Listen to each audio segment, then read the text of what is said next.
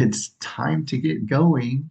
Today is an exciting day because it is the Economic Update Day. And I am very, very excited to have Oscar Wei with us today.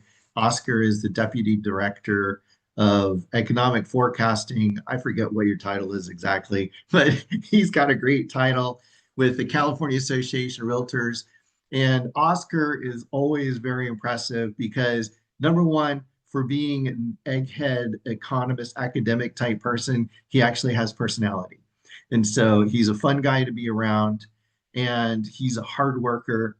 Now, of course, there's stereotypes, and Asians, of course, are always known to be hard workers, and he's not letting down at all because I got an email like at 1:30 this morning. I woke up and there's like this email from Oscar saying, here's the slides, my draft of the presentation. And I was talking to him just beforehand, and he's like, "Oh yeah, um, I've got some more updates for you. So the slides that I sent you last night, they're not going to be the final slides." I'm like, okay, great. So Oscar, we're very excited to have you. Welcome to the Realtors Commercial Alliance live stream, California and national commercial real estate economic update live stream. So welcome aboard. Thank you, Chris, for the introductions, and thank you for letting me, be on the live stream and talk about commercial real estate. And I usually tell people, for the introductions, just call me, an economist. That's good enough. So thank you for the introductions, and thank you for letting the audience that I have personality too, because I think that's very important. I think I tried my best, to of course have great interactions with our members as well as everyone in the public. So hopefully I am able to achieve that. And thanks again for having me. Absolutely. So before we get going, I want to do a quick introduction. We are the Realtors Commercial Alliance of Orange County. We are the only commercial focused association of realtors in the state of California. And our mission as the only commercial association of realtors in California is we empower our members to thrive in commercial real estate through education, networking, and fostering collaboration among commercial, residential real estate professionals and business brokers. And so we do actually have a number of business brokers that are part of our community, which is exciting. Our leadership team, I'm the president this year and the CEO. Helen Zhang is our secretary treasurer. Matt Cortez is our director at large. And Steve Haddadin, he is our general counsel. So we just added Steve to our leadership team a couple of months ago. And because we are a volunteer run organization, I'm also serving as our association executive. And coming up next year in 2026, Helen is going to be our president. So we're excited to have her take on that mantle of leadership within our association. Some of you may be asking, well, why would I want to be part of your association? And the reason is because we do great commercial real estate education and training, as is evidenced by today's program with Oscar here. Once a month, we do a commercial real estate project pitch and professional networking session. And we keep it short and sweet to the point. And it's an opportunity for brokers to pitch their listings and pitch what they're looking for. And so if you have haves or wants and you are interested in being part of that, you can go to our home screen and sign up for our mailing list, so you'll be invited to come enjoy that. And we're planning some social events in 2026. And we also have a member hotline for our members. And that's a text only. It's a Google Voice number that nobody answers. But there's the number 949-371-6611. And so we do monitor that. Usually I look at those text messages in the morning and the evening on weekdays. So that's what's happening there. And of course, you can go look at our homepage. We actually are redesigning our website. It's in the middle of doing a redesign. And so please take a look at that at rcaoc.org. And of course, we have upcoming events. And today, of course, we're doing the live stream with Oscar.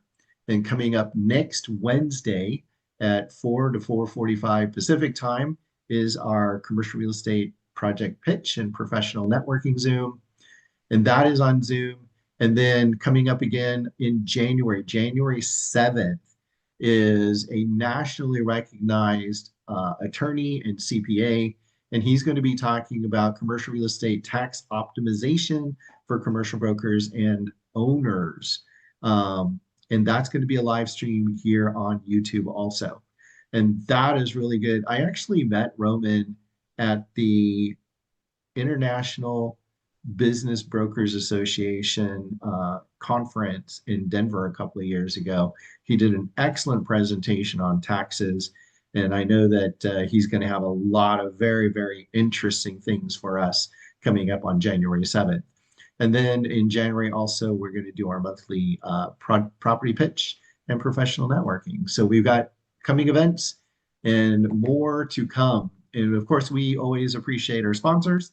And for 2025, Minis Property Management has been our premier sponsor. And so if you have commercial real estate in Southern California that you need a property manager for, please give Blair a call at 949-409-5337. And so we do appreciate our sponsors. All right. Now, Oscar, I got to say, I was not expecting you to have 173 slides in your slide deck when I opened it up this morning. Okay. And so we're going to need to jump into this. But one of the things that Oscar and I talked about last week when we were preparing for this is I'm like, hey, Oscar, the last time we did this economic update, it was early in the year. Uh-huh.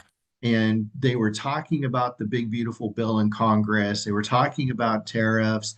There was a whole lot of uncertainty coming out of Washington, D.C. And I'm really looking forward to you addressing this later in your presentation today. Yeah, there are a lot of uncertainty. There were a lot of uncertainties early on, and there are still a lot of uncertainties that we have now. And you mentioned, you jumped right into it. Tariffs remain one of the big uncertainty as of now. We do have a little bit more clarity on the impact of tariff, and for the economy, we haven't seen as big of an impact as big of a negative impact as we thought it would see. But we'll probably see more, and I'll go into it a little bit more later on some of those issues. And some of the other more positive aspects could be, of course, there are a bit more investments that we can anticipate in the next few years. We're looking at maybe trillions of dollars and um, buildings on data center, maybe some of the AI structured infrastructure thing, and manufacturing, hubs. So those are going to be positive for, the CRE sectors, depending on which sector we're in. And of course, there are also some differences in geographic locations. Those are going to be benefit. Some areas are going to be benefited more than the other. So we'll talk more about that, when we go into that presentation. Yeah. And so I was actually just listening to a live stream from the White House yesterday, Hmm. and they were talking about the ag economy.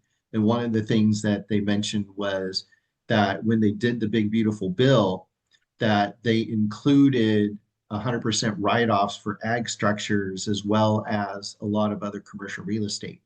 And they did that intentionally to help the ag industry. And I know you don't really touch on ag necessarily in this presentation, but it's just a nice reminder of the huge tax changes that and benefits that are available as of July 4th when the bill was signed that are taking effect. Some of them have already taken effect, more taking effect on January 1st of tax benefits for commercial real estate in the big beautiful bill. And I hope that maybe you'll have a chance to touch on some of that later on in this presentation.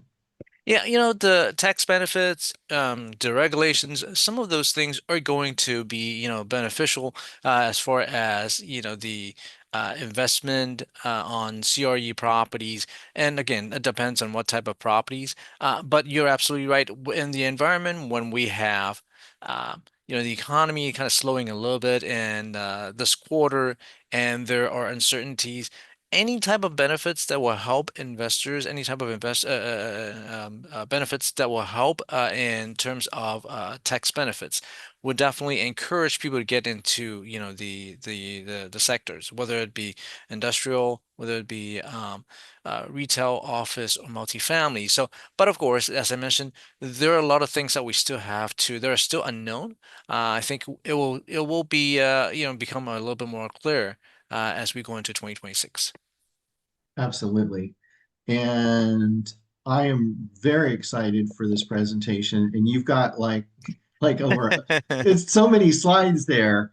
So I'm going to just let you dive right in. And I'm going to do my best not to interrupt today. I mean, I like to be interactive, but for you to get through everything, and if you have to go a couple of minutes over time, do it. But I know that you do a lot of these presentations, so you've got it figured out how to get through this material. But I kind of got $5 on that you're going to go overtime today. I probably will, but I'll do my best. All right. And so screen sharing is enabled, and take Perfect. it away, Oscar. All right, I will share my screen right now. Thank you, Chris. And you will see a white screen for now. And let me uh, put up my presentation. Give me 1 second. Bear with me. Here we go. Uh, let me. Here we go.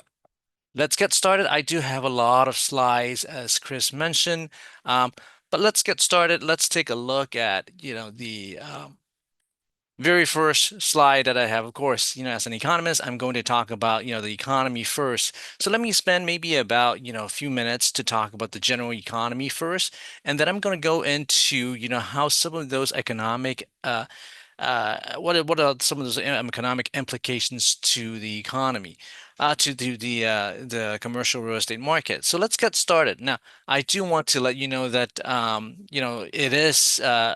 Chris mentioned about 173 slides. I don't have that many actually, but I have about 73 slides or so. So some of those I'll probably go on for a little bit longer than others. Some of those I'll actually move on really quickly. I will have those slides available on the CRR website as well, which I'll show at the very end.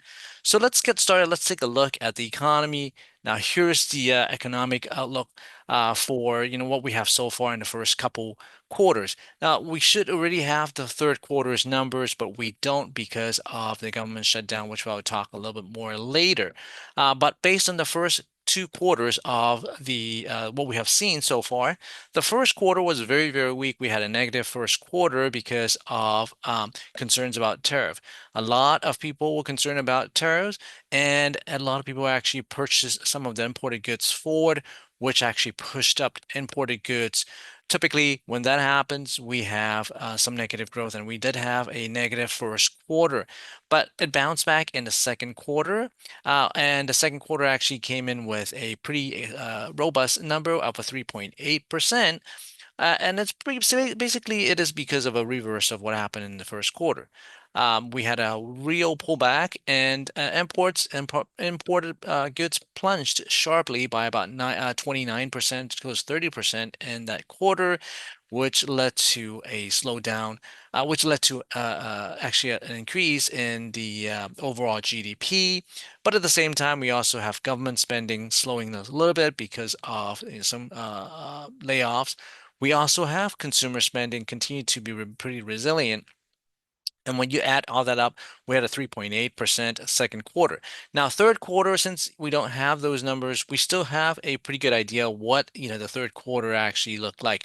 That number will actually be released on, I believe, December 23rd, if I remember correctly.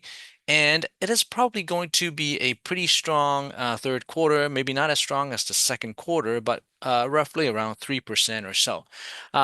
Now, going into the fourth quarter, though, fourth quarter could be a little slow, partly because of the government shutdown that we have, that we had, and it reopened, a couple of weeks ago. We'll talk more about the government shutdown towards the end of the presentation. Um, Now, of course, looking at the economic growth is just one part of the presentation, one part of the overall health of the economy. We also need to look at, jobs. We also need to look at the job market. If you look at the jobs market, take a look at this latest number. Again, we don't have most updated number because of the fact that the government shut down. So some of those numbers will not be released until a little later. I think, the job numbers, the latest job numbers that we received was the September number. We won't have an October number. We may actually have just a November number released and later this month. But based on that jobs number, September actually was somewhat decent. It's actually on surprise on the upside. We thought, many economists believe that the job growth could be actually a little bit weaker, but in fact, it came in with 119,000. Just to put things into perspective, in 2024, we have maybe about 180,000 monthly job gains, and even this year, earlier this year in the first half, we may have about 100,000 ish or so per month on monthly job gains. So 119 actually is somewhat decent. Taking into consideration that the last few months before September, we actually even 1 month we actually have a decline in monthly job gains. So that's actually very positive. But at the same time, we also have some other reports. Private sector's reports, certain reports were released because we did not have those government release reports in for 6 weeks, for 8 weeks or so. So we had to rely on some of those other reports. Some of those other reports include the Challenger reports. The Challenger reports that shows, the amount of job cuts that we have. If you take a look at the number of job cuts, number of jobs in October that were cuts actually was actually in November. I'm sorry, in November it was actually cut with about 71,000 job cuts.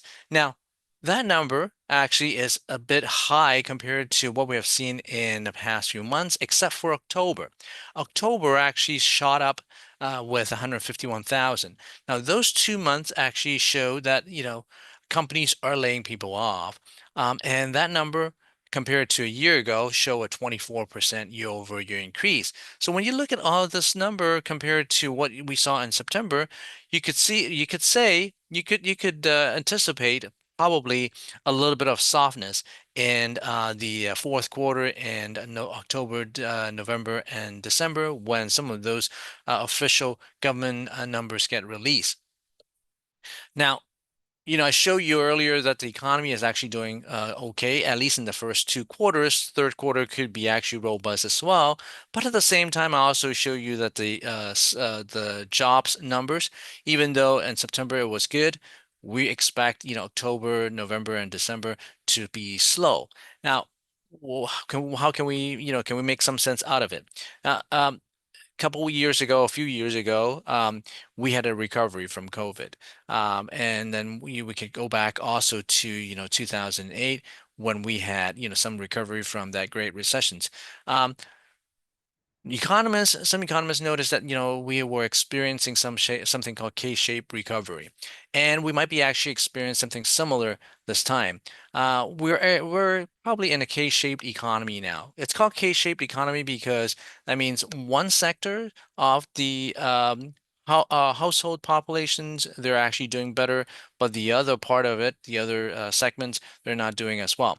So the K-shaped economy is, that we're going through right now, refer to the maybe the high-end households, those who own stocks, those who are in the finance sectors, maybe in the tech worker, maybe in the tech industries, they're actually doing a bit better compared to some of the other households that include maybe furloughed workers, lower income households, those who receive SNAP benefits. They may not necessarily be doing as well. So you see in this graph that we do have, part of the economy actually continue to rise in terms of their household income, wealth, but the other part of it, they may be struggling. So that's what we are going through right now. And if you look at this chart on the other side, the other chart, we see a lot of people actually, there are three tiers.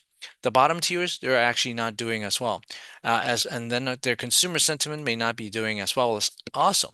So when you look at that from that standpoint, you probably know that there are probably maybe about 30-40% of the people who are struggling, and that's why when we look at the economy, you have to look at the whole picture rather than just one segment. One more thing we want to talk about before we get into the actually CRE market: inflation. Inflation continue to be, a focal point because inflation does have an impact on interest rates. Now, so right now, the latest number that we received in September, it shows that, inflation actually is cooling. Even though, of course, it's cooling from the last couple months, it's still at 3%, which is a bit higher than what we saw earlier this year when we had like a 2.3%. There have been a few things that actually put upward pressure on prices. Coffee, beef, utility gas, those are actually putting upward pressure on prices. Some of the things that you probably already know. Auto insurance probably went up as well. Of course, homeowners insurance, we'll talk a bit more about it later on, also went up by double digit. Some of the things that actually came down, which surprised me a little bit, egg prices actually came down. The other thing that actually put some downward pressure on prices and making inflation a little cooler than expected is the shelter cost. Shelter costs actually came down. When I say came down, it's not growing as fast. So that's what happened. And with that inflation report showing some moderate increase, but not a sharp increase. Moderate mortgage rates actually show a little bit more downward decline a few weeks ago.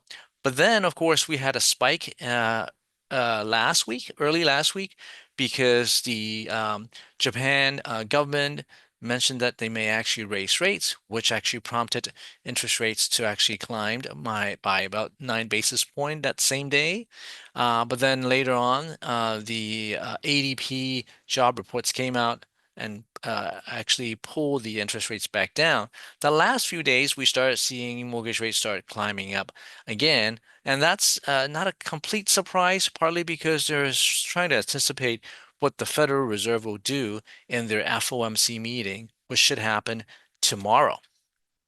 Now, with that in mind, let's take a look. Now that of course, mortgage rates actually have been a bit lower than about a year ago. That kind of set up the theme for this year. Now, this year, we expect for the housing market as well as for the CRE market, we expect rates to actually go down a bit more, but it did not go down as much because of tariff. That affects, the commercial real estate. But if you look at the commercial real estate in terms of overall transactions at the national level, and many of the slides that I'm going to show are going to be at the national level. If you take a look at those slides, if you take a look at those charts right here, the CRE transaction volume actually continued to increase after an increase in 2024.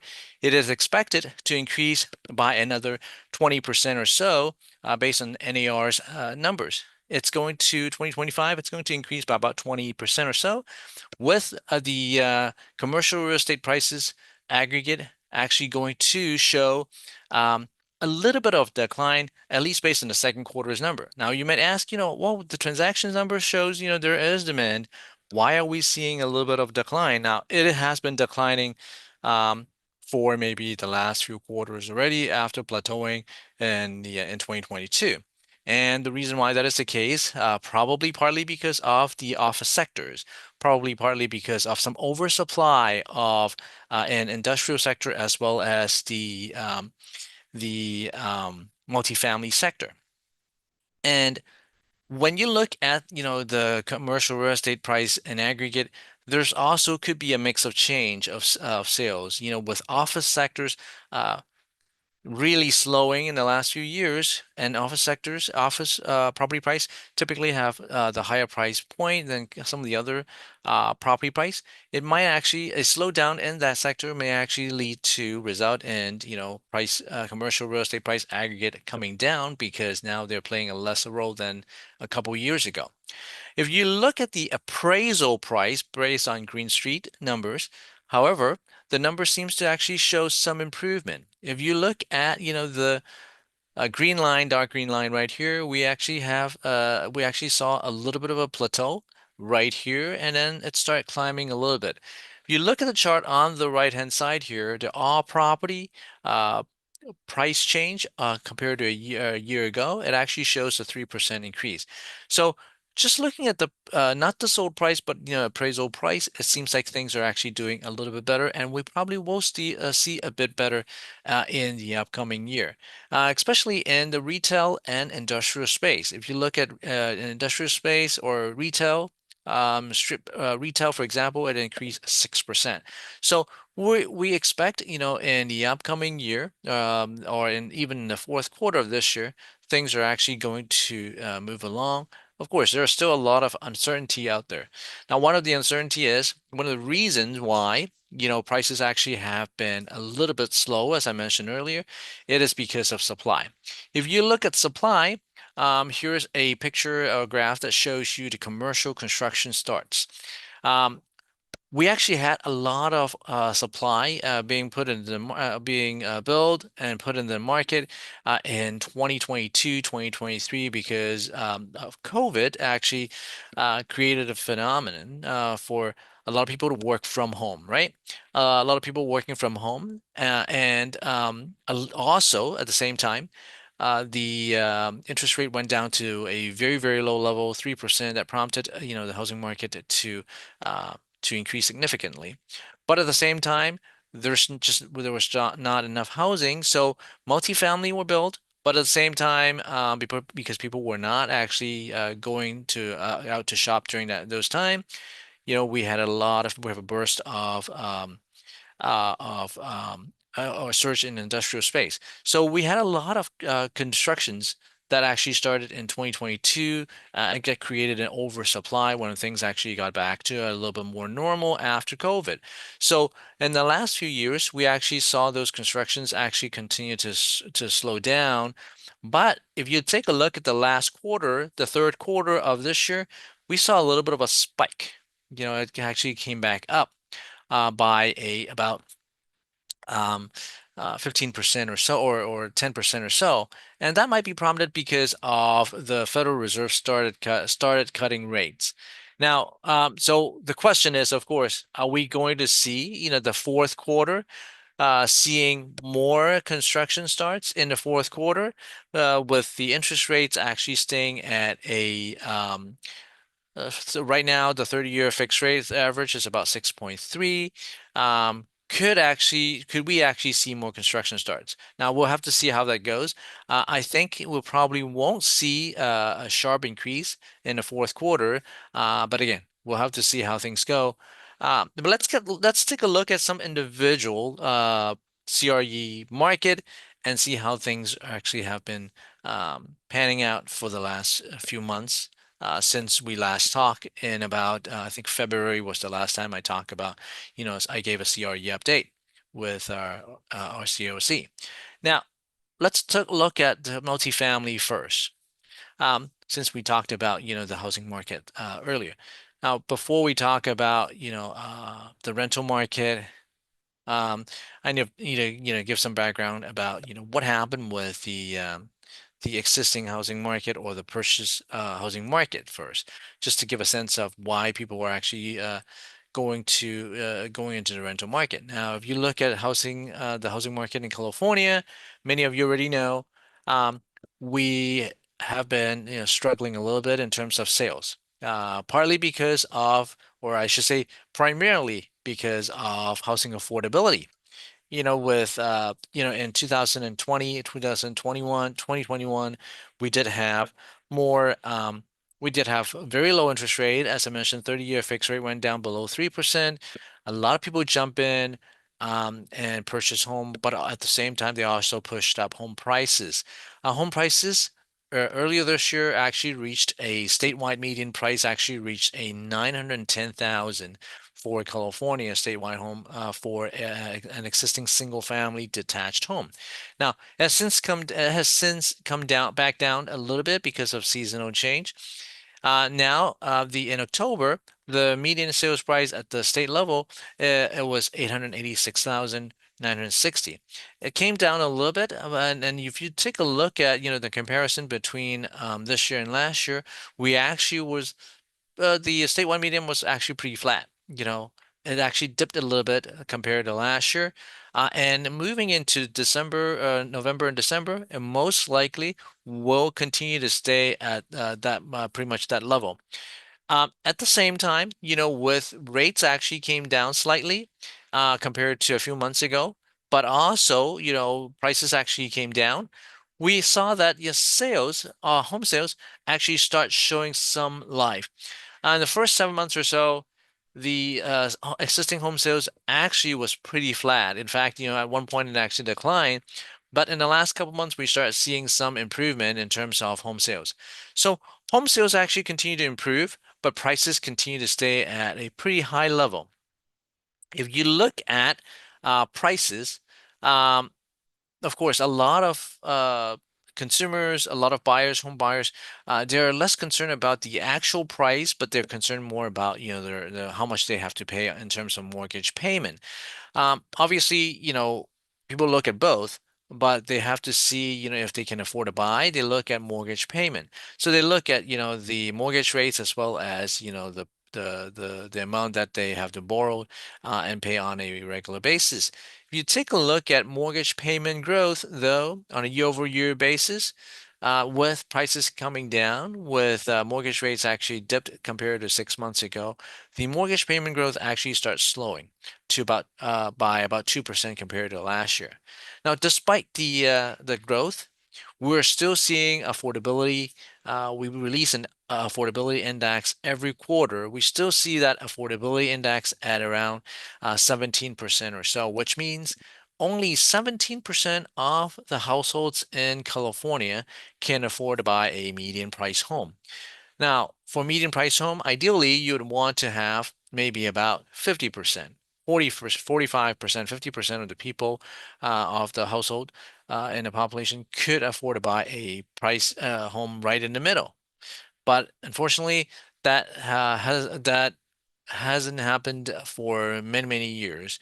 Last time we have in a housing affordability index at 50% was probably about 2008, 2009. And many of you remember what happened in 2008, 2009 when home prices actually plummeted. It has always been around, 20%, 25%, but going down to 17%, of course, it's a very low level. We expect that number to actually increase to 18%, but still, a lot of people cannot afford to buy. But a lot of people still want to buy. We have a survey that asks, renters, do you want to own a home at some point in the future? And the younger generation specifically, many of them want to own a home in the future. 90% for Gen Z, 88% for Millennial, and 80% in Gen X, they want to own a home in the future. And the reason why they're not able to do so is because of affordability. And, in the next 3 years or so, only about 23% will likely buy in the next 3 years. The rest of them probably will continue to rent. So the rental housing market is going to continue to have a lot of demand. The question is whether the supply that we have can fulfill the demand. Of course, you saw it earlier, and I showed you earlier that we did oversupply. We put in a lot of we made a lot of constructions in 2022, 2023, and even today we still have supply flooding into the market. May not be as high as before, but we still have a lot of supply. And that actually led to the vacancy rate going up.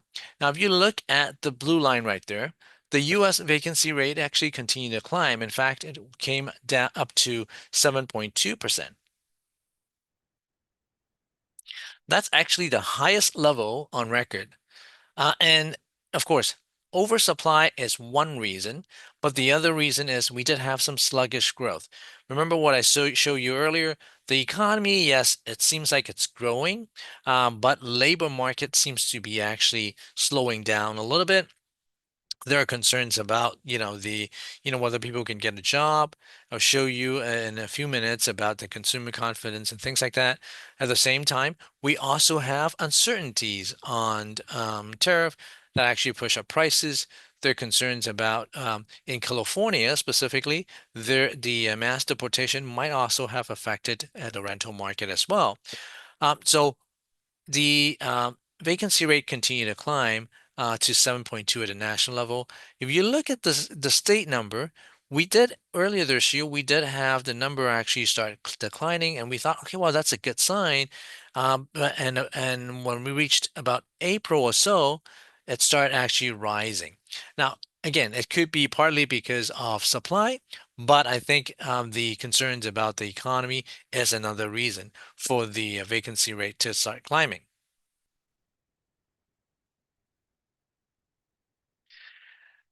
Now, of course, vacancy rate at a higher level affect rent growth. If you take a look at rent growth, the rent growth in California continue to stay positive. But let's take a look at the median rent first. Now we're going through some seasonality. So the rent growth for California and the U.S. continued to decline in the last couple months, which is normal. But if you look at rent growth at the national level, we actually dropped down to 1.1%. Usually, um, the seasonality, remain is consistent with what we have seen in the past, but usually it doesn't drop down. The rent growth, they do not drop as much. For California, it remained positive, but we were at one point, I think, growing at around 1.8% or so. So the fact that we're dropping down um, to about 1% suggests to us that there are other macroeconomic factors that could be actually affecting the market. Supply, as I mentioned, isn't a reason, and you can see from here the here, I'm showing you, the housing production for multifamily, and actually not just multifamily, but for single family units, many multifamily units 2 to 4, and then 5 and up. You can take a look at the lines right here. We did have in 2022 the construction's actually going up to a very high point, the highest that we have seen for years. And then it plateaued for maybe about 18 months or so before coming down in the last year and a half, 2 years. If you focus on the 5 units and more, which is this bright orange line right here, it actually has been declining since maybe mid 2023. So even though, of course, we are not building as much as before, it's declining. But if you look at how this number compared to what we have pre-pandemic, the number is actually still about 30% higher than the 10-year average. So if you look at it from that standpoint, we still do have, some supply that will be flowing in 2020, in the rest of 2025, and most likely in 2026. It's just not going to be as much as, what we have seen in the past. So when you look at it from that standpoint, it's not a surprise that, of course, the apartment actually is there if you look at the net absorption, the apartment demand definitely has slowed, but the net absorption rate number, even though it's slow from the peak, it's stopped from the peak from maybe about the first quarter of this year, and it is still at a pretty high level. So um, it's encouraging to see that okay, things are actually slowing down as far as the demand goes, but it's still at a pretty decent level. There's still a good market in the market. So let's talk about another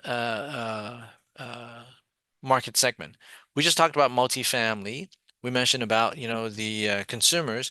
They might be going through some of the slowdown. It could be attributed to the fact that the economy may not be doing as well. People might be concerned. Now, if you look at their spending habits, the consumer spending habit, you may not necessarily think that they are having some issues until, of course, the latest monthly number. I think in the summer, if you look at retail sales figures, consumer spending, were growing at the consumer spending continue to increase at a pretty decent level, 1% in June on a month-to-month basis, and 1.6 for July and then August. Now, keep in mind though, this number these numbers do not include inflation. When you take into consideration inflation, the real retail sales number published by Wells Fargo shows that the number did indeed slowed down and actually dropped to a negative level if you take into account the inflation number. If you look at the year-over-year growth, once taken into consideration the inflation number, price increase, it actually has gone down to a level that is the lowest, at least in the last 13 months or so. So, or 12 months or so. So retail sales is slowing down. That's before government shut down. So we'll probably see more slowdown in October, December, November, and December. And we just had our Black Friday last week, and Black Friday sales actually show a 4.1% increase on a year-over-year basis. That's actually pretty encouraging. But when you break it down by, what type of sales, brick and mortar stores actually only increased by 1.7% in terms of sales on a year-over-year basis. The rest of the increase, online shopping, for example, actually increased 10.4%. So if you look at retail space, where people actually go to a mall and do shopping, a 1.7% increase, not accounting for inflation, could possibly mean a negative growth compared to last year. So that's why there's just a little bit of a concern there. If you look at the holiday sales, right now, the forecast is the National Retail Federation projected a close to 4% forecast. But again, that actually include online sales. So we're still going to see some improvement in holiday sales, but at the same time, um, those small business owners, those who are doing retails, have to be a little bit concerned. Part of it is because of tariffs issue. I've been saying about tariffs since we have had tariffs. Now, at the beginning of the year, we may not be feeling as much. But if you take a look at this chart put together by Goldman Sachs, you can see early part of the year, when we break it down by who actually is bearing the tariff, paying for it. At the beginning of the year, of course, in April, 64% of the tariff actually falls on the U.S. importers. Consumers actually pay small portion of it, about 22%. Then fast forward to October, 55% of that tariff actually goes to consumers. Well, when we took a look at consumers, it's not just the very, very end user, but also those retailers that actually purchase the products from the manufacturer or from the importers. So it actually is squeezing the profit margin of some of those retailers. And that might actually have, or small business owners, and that might actually have created a concern for the demand for retail space. If, renting a place, they're still paying a high amount, and then of course their profit margin got squeezed. Some of those small business owners may not necessarily rent as big a place. They may have to actually pull back. And that's what happened, when you look at the retail sales space demand. Retail space demand in terms of net absorptions actually fall to a negative level in the second quarter and the third quarter.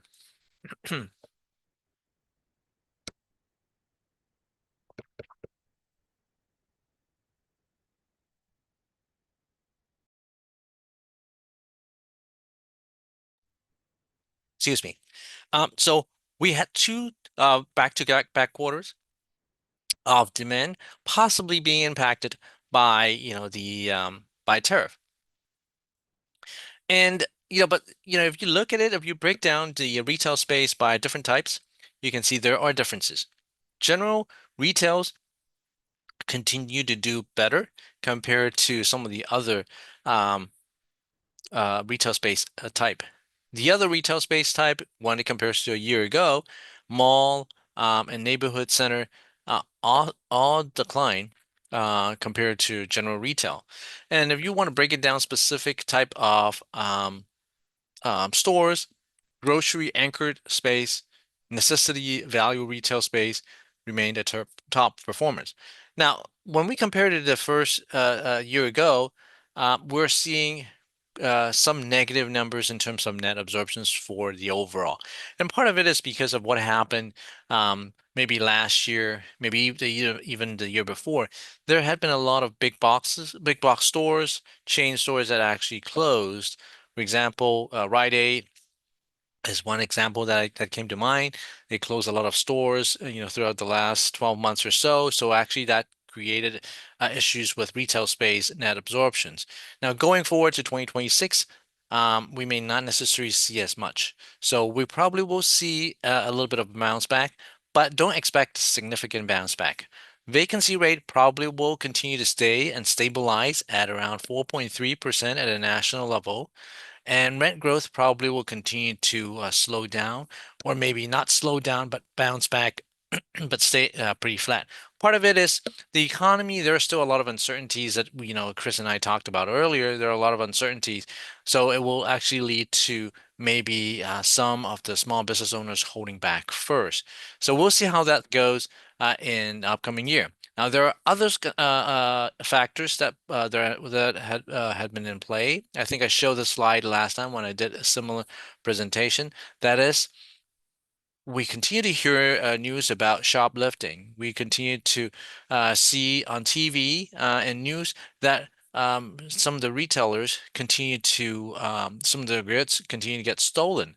There have been some projections put together by Capital One Shopping, and it shows that the number will continue to show that will continue to increase. The retail sales revenue will continue to be lost to external theft in 2026, 2027, and 2028. And I apologize for coloring this wrong. So the estimates probably should be the lighter color here, and I apologize for that. And if you look at California specific, we don't have any 2025 number. If you look at just using this as a reference, California retailers lost quite a bit as well, and even in 2022, we're losing 8.72 million or so. Wait, 8.72 billion in revenue. So this is going to be a cost that small business retailers have to absorb. And of course, that increase, the cost of doing business. Now let's take a look at some of the other types. We just talked about retail space, but of course, I also mentioned that many of the sales, many of the consumers spending went into online sales instead of to retail sales. So you would think, yeah, okay, well, if e-commerce they're doing well, that should benefit industrial space, right? Yes, that is definitely the case.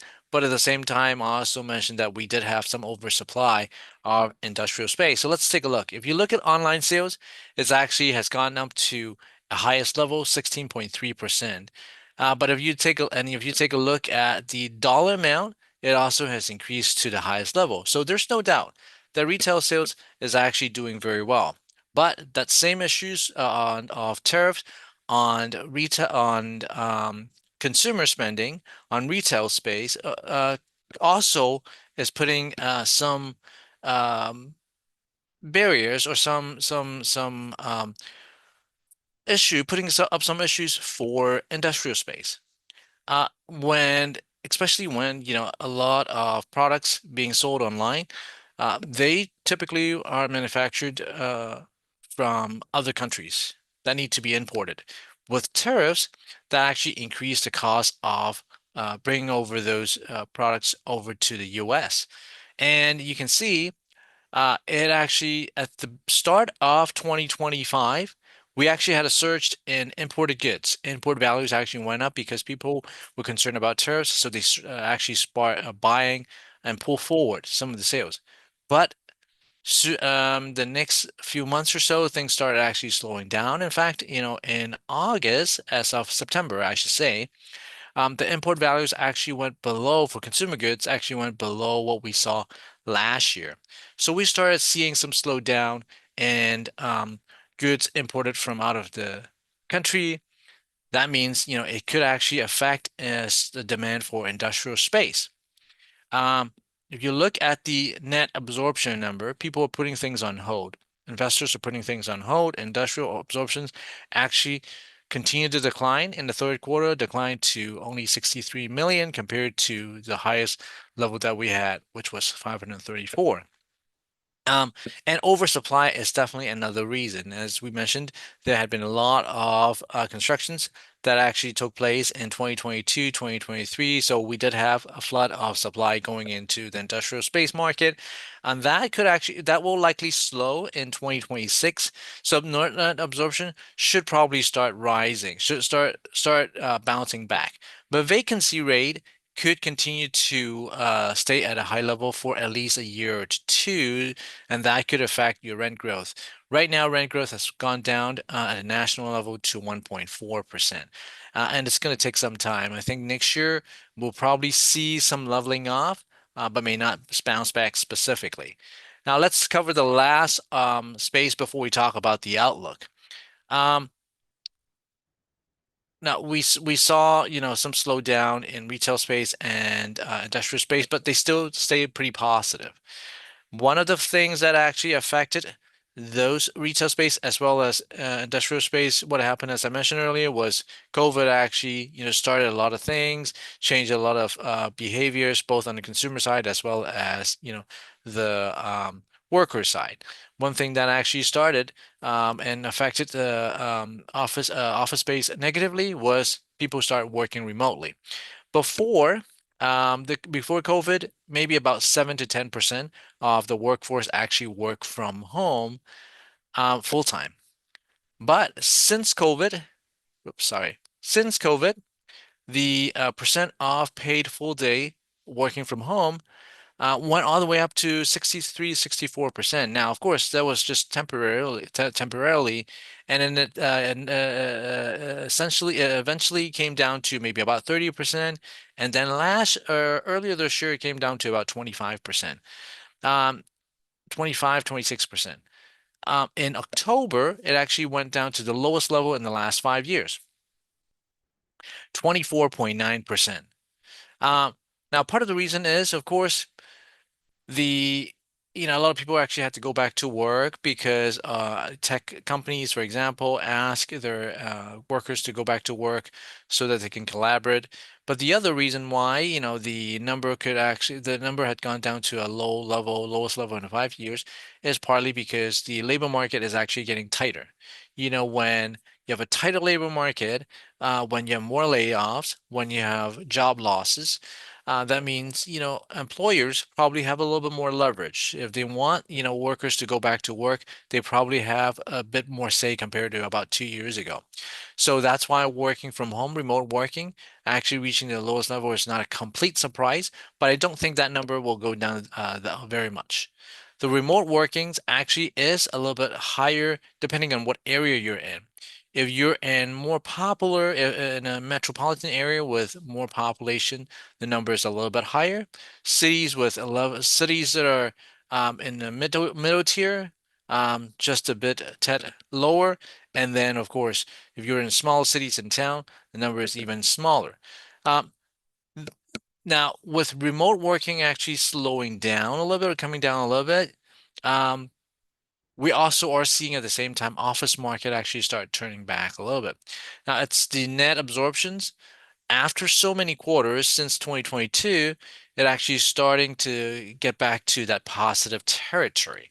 Now, getting back to the positive territory doesn't necessarily mean that it's great. It just means it's not bleeding. So there's still a long way to go before the office market actually get back to where it might be in 2 years ago or 3 years ago. So it's going to take some time. And of course, that is going to affect the vacancy rate. Vacancy rate actually has flattened with rent growth actually staying a little soft. If you look at the vacancy rate, it's staying at around 14%, but you can also see that vacancy rate actually is plateauing to about 14%. It's not actually moving too much further up or down. And of course, that's affect asking rent growth. Asking rent growth on a year-over-year basis remain at below 1%. 0.7% is the exact number, we can anticipate, in the next few months going into 2026, the rent growth will stay positive, but may not necessarily have as much leeway to go up. Part of the reason why, we are not seeing, rent growth actually softening further is because we don't see oversupply. We don't see an increase in building a new supply in the office sector. Um, and that's probably going to be an issue. Probably going to be, a blessing in a way. Now, before we go on to the outlook, I want to give you a chance, and this is something that we're testing, at CR. Um, Once the presentation is done, if you don't mind, and taking a short survey about, today's presentations, that'll be great. And I'll show you this slide again at the very end. Um, since we are halfway through, I want to show you this first before we move on to the next half or next 10 minutes or so. And then I'll show you again the slide in the next few minutes or so. Let's take a look at the outlook. Now, I gave you sort of the background, of what happened, or not background, what has been happening. Let's take a look at what we can expect in the next, 6 months or a year or so. Um, some of the slides, again, that will be a little fast when we talk about the outlook. But first, now the fourth quarter, I said it's probably going to be a little weaker. Even though we have a strong third quarter, the fourth quarter will be somewhat soft, partly because of the government shutdown. To get a better sense of, how what impact we have for the government shutdown, take a look at that 6-week shutdown scenario projected by the Congressional Budget Office. Fourth quarter, most likely, based on my opinion, it is going to be maybe a 1% growth, maybe even smaller than that. And based on this analysis here, if you have, because of the 6 weeks shutdown, the fourth quarter number should be shaved off from the baseline by about 1.5%. If we have a 2% or 2.5% or 3% growth without the shutdown, then it will be about 1.5%. But that shutdown effect will probably linger on into 2026. Well, we might have a spike in the first quarter of 2026 after the government reopens, but we may actually have, some additional slowdown in the second, third, and the fourth quarter. Now, at the same time, we do have some concerns about tariff. Tariff is going to lead to some slowdown in economic growth, partly because before the pandemic, before the tariff got implemented, the effective tariff rate to imported goods is about 2.2%. Currently, it is about 16.8%. So that's going to have an impact on economic growth. Here's the economic growth effect. In the first in 2025, we most likely will be shaved off by about 0.5 percentage point because of that increase in prices. Increase in prices based on based on the effective tariff is probably going to go up by about 1.2%. So with that increase in prices, you're going to see, the tariff effect shave up about 0.5% in 2025, and then another 0.6% in 2026, and then it will taper off, but still it will be a 0.31% going forward. And the reason why I believe that is really going to be the case is there have been surveys out there that ask about, okay, how firms are going to manage cost. Firms are going to manage cost. Maybe they're going to use some technology. They're going to negotiate with their buyers or their suppliers. But if you take a look at the 6 items here, they're going to pass costs on to consumers. That's why, you probably will see some increase in prices. And consumers are really feeling it.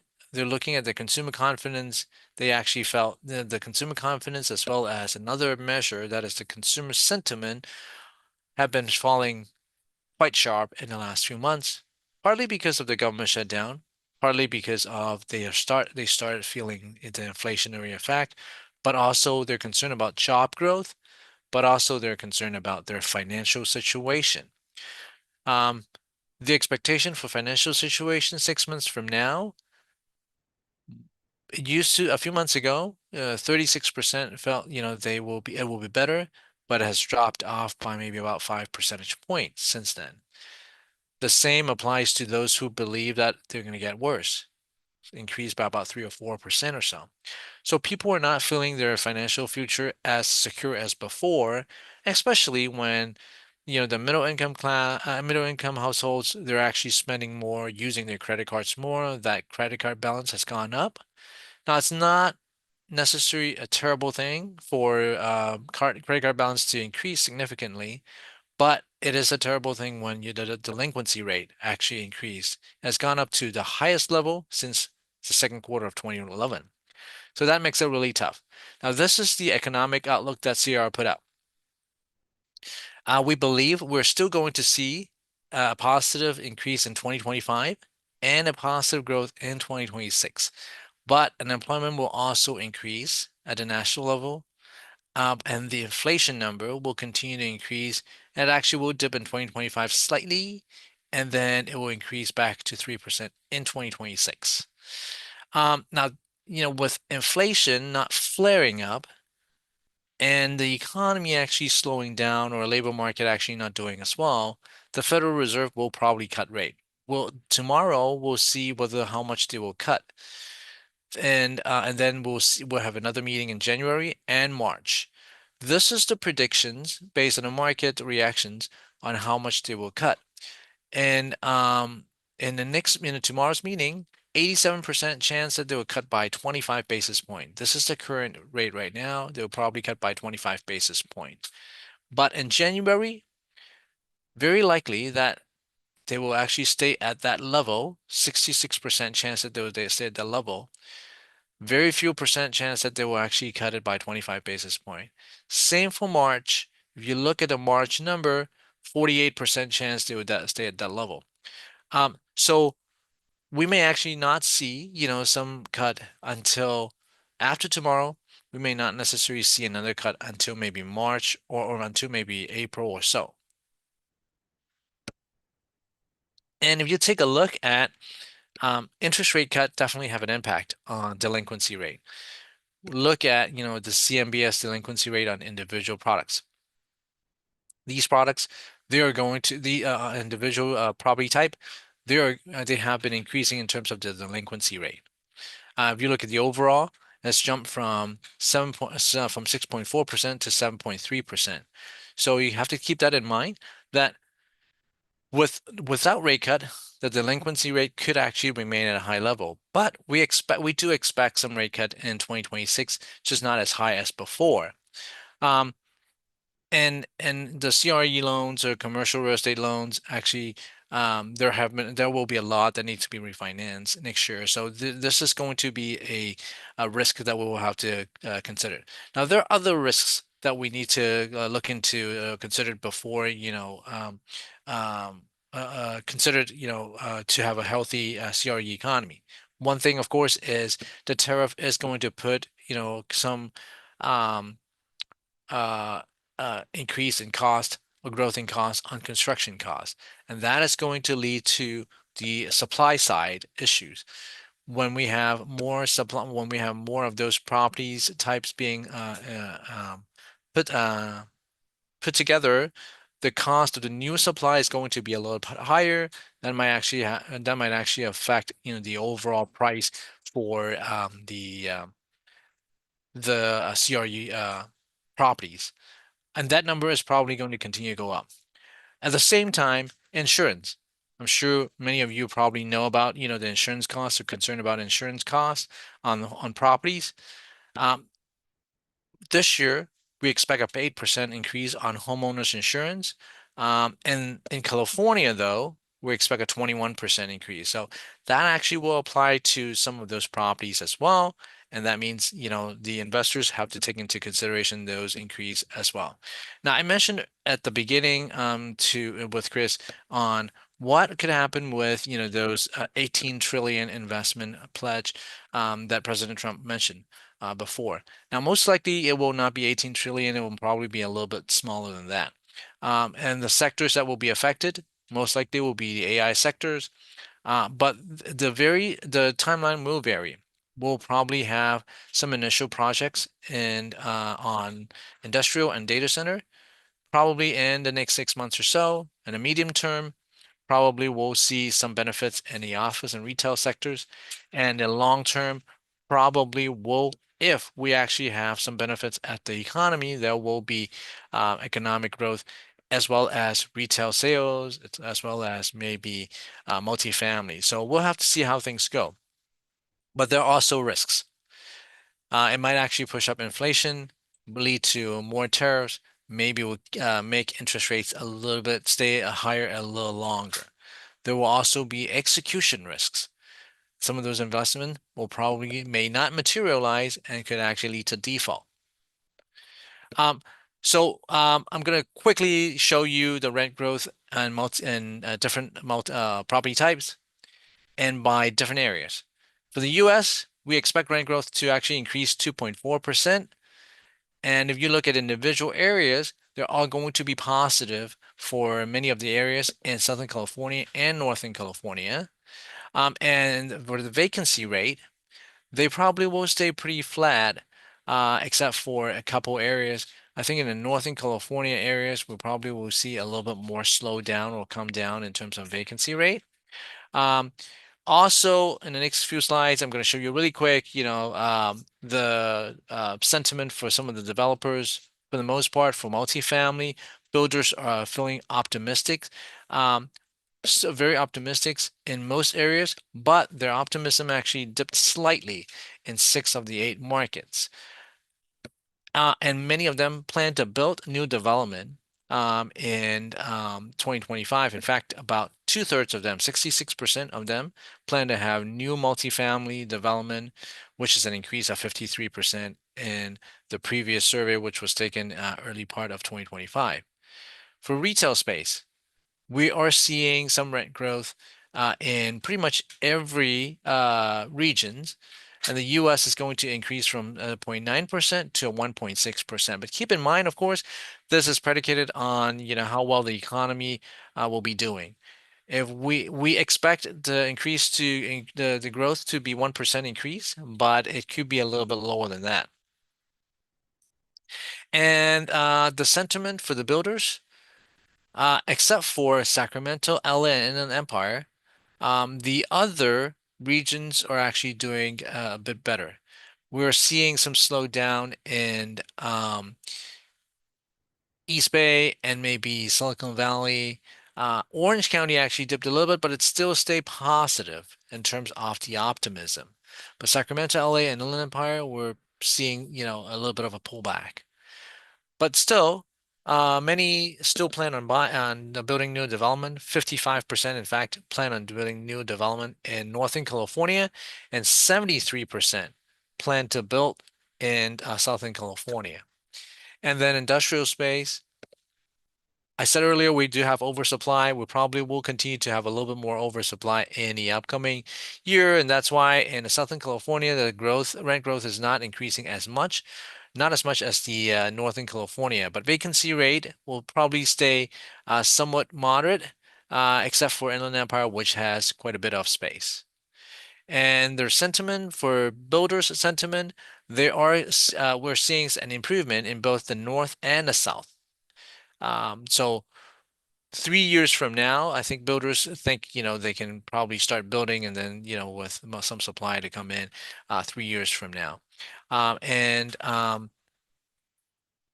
If when asked about whether, how many people expect the industrial space demand to actually exceed the supplied, we do still have quite a bit of people believe that is going to be the case with demand exceeding supply in 2026. And lastly, office sector. Office sectors, and I said earlier, we're seeing some improvement, and it's being shown in the rent growth. Vacancy rate, though, it's still at a very high level.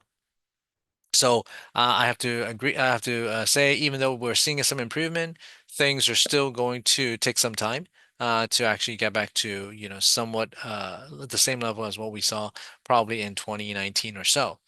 Their sentiments did pull back. Whoops, sorry, did pull back in Sacramento, LA, and Inland Empire also.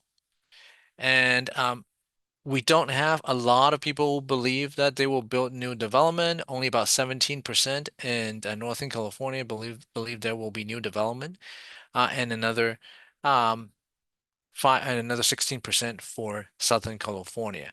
With that, here's the quick summary of the key takeaways. We believe, the economy will slow in the first half of 2026, but this should turn around in the second half of the year. Now, mortgage rates, it's going to be a little tough to say. I think we believe the mortgage rates will come down maybe by 25 basis point to 50 basis point, but it depends on how the economy is doing. We will see rent prices and vacancy rate um, stabilize for multifamily homes. But again, it depends on a lot of things depend on whether the economy is going to see a lot of layoffs and things like that. But hopefully we won't.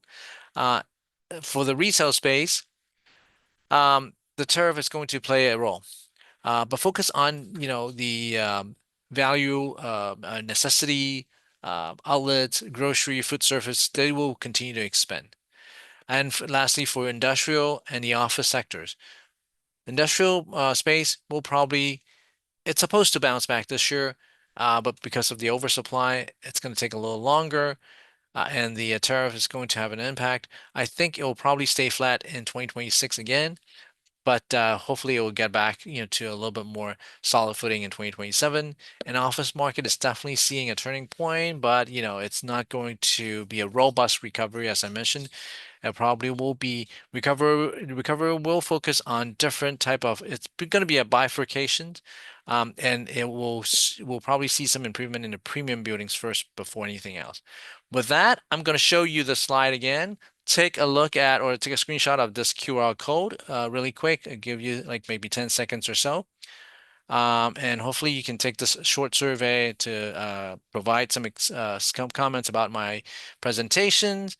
And as I mentioned at the very beginning, I will also post this on the Sierra website, the presentation. With that, I know I'm over time. Chris, I'm going to turn it back to you. Oscar, that was fantastic. It's amazing how much data that you have and presenting it with great personality. I absolutely love. Thank you. Thank you very much. So I give you a high rating for EQ. Thank you, Chris. So I think one thing that, is in my mind is I think that a lot of times people underrate the power of politics and what's going to happen in the future. And just over the last 2 weeks, maybe, we've seen a lot of political posturing on the subject of affordability. And I think that we're going to see a huge amount of political action on affordability, which may tend to stimulate our economy next year, especially moving into the midterm elections. And one thing I didn't necessarily hear you talk about is what the impact of a new Fed chair is going to have, because even headlines today were saying that Trump's primary question in interviewing potential Fed chair nominees is how they're going to deal with cutting interest rates, because that's really huge on his mind. I think cutting interest rates is going to have a more favorable impact on our economy than a lot of people think. So yes, you're right. The Federal Reserve, they plays a big role in the rate cutting. Now, here's the thing. The process, the FOMC process of voting whether they cut rate or not, regardless of who is going to be the Fed chair. Now, the Fed chair is the face person to tell, what the reason is behind cutting rates and things like that. But it's still only going to be a one vote. It's going to be voted by a committee. So I still believe that even though, of course, we might have a new person who may favor, rate cutting, it's still going to be done by, a committee of 12 vote or 18 votes, however many votes we are going to see. Now, most likely though, the chances of an economic slowdown in the first quarter is probably going to be pretty high. So the likelihood of getting a rate cut, maybe not necessary in March, but maybe the one after that, is pretty high. I actually think, March rate cut could be high, could be somewhat high too if we actually see a very slow economy. So I think we'll probably will see rate cutting next year. But the reason why mortgage rates may not go down as much is because the market may have already priced in some of those rate cut. Now, certainly, we don't want the economy to to go down very significantly. Hopefully, it will actually remain at a decent level, but we do need the rate cut. Now, I want to respond also to what you said earlier, the stimulus, all the type of stimulus that we're going to see in 2026. Now, what we just talked about is the monetary, stimulus, monetary policy stimulus. There could be the fiscal policy stimulus, which I believe could happen in 2026, whether it be half a year, like maybe in June, or right before midterm, maybe in August or so. I think there will be some kind of stimulus, but exactly how much, it's really hard to say. Yeah. Then I think people also are finding it difficult to quantify or predict what's going to happen with AI and how that's going to impact on the job market, especially as AI starts to make people more efficient, which means there'll be less people needed, but it'll also increase the number of opportunities for people. I know in the past, a lot of times when people are pushed out of the workforce, that entrepreneurship increases, which also tends to be stimulating the economy. Yeah, and I agree with you. I think anytime we increase productivity, that should help the economy. But when the technology is improving very, very fast, that could have some that could have some negative impact on job growth. Now, look at it from the standpoint, I think the AI the increase in technology could actually affect certain types of jobs. It could take away some of the more mundane type of job responsibility. So it could actually affect, the lower pay workers a bit more. But at the same time, it could also affect some of those newly graduates, people who just graduate from a four-year college. Um, I do the same thing because I, use some interns and to do some, data entry jobs. But I may not necessarily need to do that, if I have AI to help me. So I think we will have to see how things, pan out. We have a lot of AI investment being put in, this year in 2026. So there is a possibility that, we will have, continue to see some improvement in technology, but the labor market, I think it's something that we probably need to pay attention to, especially since we're already seeing some slowdown. Um, so one more insight before I move on to another subject. I mentioned about the fresh graduates are probably going to be impacted. That means they may not necessarily have as much money to move out from their parents' place, and that could affect the multifamily market. Yeah, yeah. And the other thing I think that people haven't really taken into consideration is the political struggle back and forth.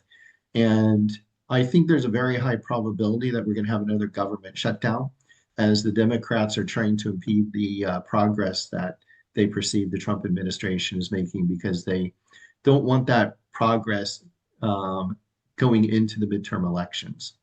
Well, there is, of course, and at the beginning of the beginning of 2026, we could have another chance of a government shutdown in January because the um the last when the government reopened, they were supposed to have another meeting or another shutdown possibility in January.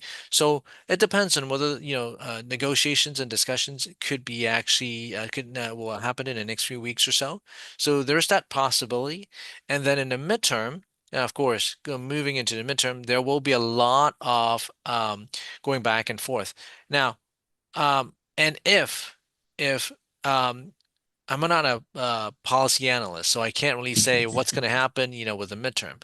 But, Right. if the midterm could possibly lead to maybe, Congress being taken over back by the Democrats, so that could actually change something as well.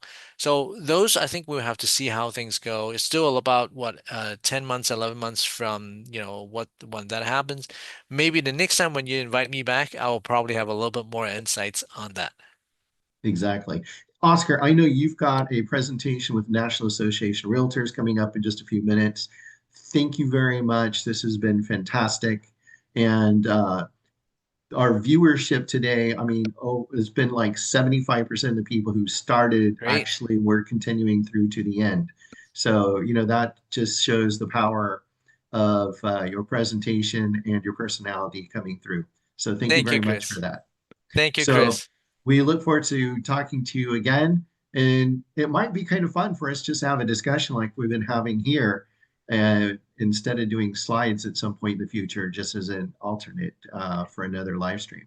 Absolutely. We can talk more about it and then we can figure out, a way to do maybe um, just talking. Maybe, when we talk, we can share one or two slides only instead of, a whole lot slide deck. That would make it more interactive and hopefully we can do that in the next, sessions or, sometime in 2026. I look forward to it. All right, everyone, happy holidays, Merry Christmas, Happy Hanukkah, or whatever you celebrate. And we look forward to having you join us at our monthly project pitch and on our future live streams. Remember, coming up in early January, we've got the live stream for optimizing your tax situation in commercial real estate, both for brokers and owners. So I did drop the RCAOC.org website in the comments. So please go there and sign up for our mailing list if you'd like to stay in the know. All right, everyone. Thank you. And we look forward to seeing you again in the very near future. And thank you again, Oscar. Take You're care. welcome. Happy holidays, everyone. All right. Ciao.